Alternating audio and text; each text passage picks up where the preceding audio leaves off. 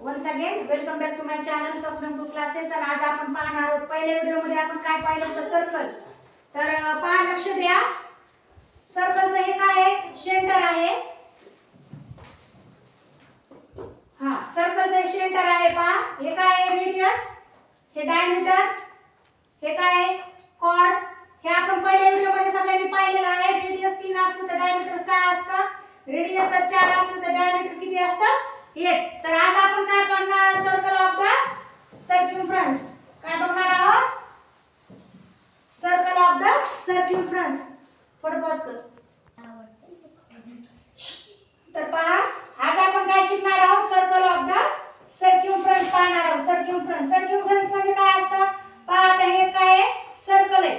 ठीक आहे. आणि हा सर्कल मी इथून चालू केला आणि इथपर्यंत ही जे लेंथ आहे, आउटर मोस्ट लेंथ, तर त्या लेंथला काय म्हणायचंय, सर्कम्फरन्स म्हणायचं. काय म्हणायचंय, सर्कम्फरन्स. पहा आता सर्कम्फरन्सचा काय फॉर्म्युला असतो, याला पण आपल्याला जर सर्कम्फरन्स काढायचा असेल त्याचा फॉर्म्युला काय आहे, 2 पाई r. पहा आता रेडियसचा फॉर्म्युला काय आहे, डायमीटर भागिले 2. आणि बघा डायमीटरचा काय आहे, 2 into r. तर पहा आता आपल्याला काय करायचं आहे, सर्कम्फरन्स कसं काढायचं आहे, सर्कम्फरन्स दिला तर रेडियस कसं काढायचं, तर आज आपण पाहणार आहोत. पहा, सर्कम्फरन्स म्हणजे कळलं तुम्हाला, ह्या इथून ही जी आउटर मोस्ट लेंथ आहे तिला काय म्हणायचं, सर्कम्फरन्स. तर चला आता आपण आज पाहूया. आपल्याला बघा एक काय दिलेलं आहे, डायमीटर दिलेले. पहा आता डायमीटर दिलेले, हे काय आहे, हे काय आहे, वर्तुळाचा सेंटर. हे काय आहे, वर्तुळाचं सेंटर. आणि बघा या सेंटरचं हे डायमीटर आहे. डायमीटर म्हणजे ह्या सेंटर मधून गेलेली ही अशी रेस. तर आपल्या बघा डायमीटर किती दिलेले आहे, 14. तर पहा आता डायमीटर बरोबर 14. तर आपल्याला काय काढायचं आहे, सर्कम्फरन्स किती. ठीक आहे, लक्षात घ्या. मग पहा आता आपल्याला पटापट बघून घेऊया. आपल्या सर्कम्फरन्सचा पाडा हे काय आहे, फॉर्म्युला काय आहे, 2 पाई r. तर पहा आता आपल्याला पहिले काय करावं लागेल, रेडियस काढून घ्यावं लागेल. मग रेडियसचा काय फॉर्म्युला आपला, बघा डायमीटर डिवाइड बाय 2.